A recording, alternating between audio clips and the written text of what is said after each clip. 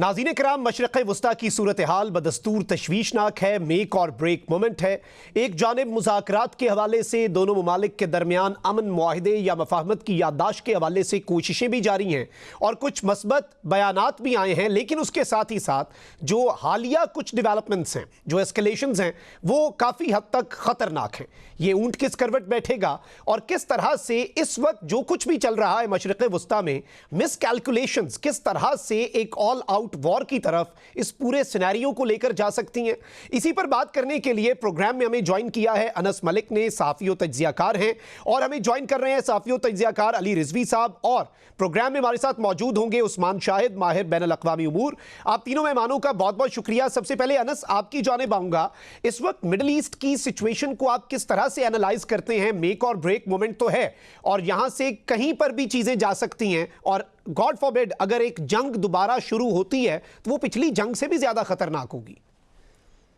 बहुत बहुत शुक्रिया मखदूम साहब for having me on the show. मेरे ख्याल से दो तीन चीजें हैं। जो मेक और ब्रेक मोमेंट आपने बिल्कुल सही तरह इसको कैटेगराइज किया, लेकिन यहाँ पर सिचुएशन इस वक्त दूसरी तरफ दोबारा जंग की तरफ जाने की तरफ नजर नहीं आती, क्योंकि दोनों साइडों में जो एपिटाइट फॉर वॉर है या लड़ाई की जो एपिटाइट है वो उनकी या भूख जो है वो खत्म हो चुकी है। यही वजह है कि अब हम देखते हैं कि अमेरिकी सदर की जानिब से ज्यादातर एक डील या एग्रीमेंट की तरफ जो है वो एम्फेसाइज करने की बातचीत की जा रही है, और ईरान की जानिब से भी यही बातचीत की जा रही है कि बातचीत का सिलसिला चल रहा है।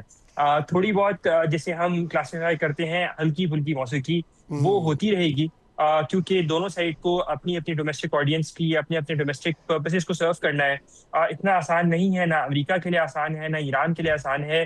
अमेरिका के लिए जिसके 28 से ज्यादा एयर बेसिस को निशाना बनाया गया, ईरान के लिए कि जिसके 3000 से ज्यादा लोग जो हैं वो लुकमा अजल बन गए, तो उनके लिए ये आसान नहीं होगा कि एकदम ही फेस वैल्यू के ऊपर जो है वो एग्रीमेंट कर लें, और एक ऐसी कंट्री के साथ या एक ऐसे मुल्क के साथ जिसके 47 साल के साथ उनके ताल्लुकात नहीं थे।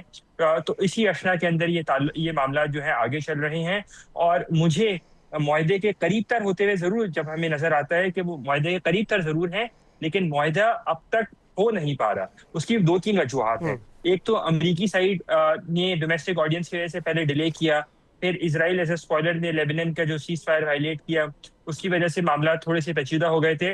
और अब ईरान ये बात बखूबी समझता है कि जो अमरीकी साइड है उनकी अर्जेंसी है, इसलिए वो उसको प्रोलॉन्ग करना चाहते हैं। मेरे ख्याल से दोनों साइडों की एक मिस कैलकुलेशन है कि दोनों side either of the side is desperate, और यही मिस कैलकुलेशन शायद अगर ज्यादा अरसे तक मिस कैलकुलेशन रहेगी तो खुदा ना खास्ता ये फिर इसका स्पेल ओवर किसी जंग की सूरत में हो सकता है।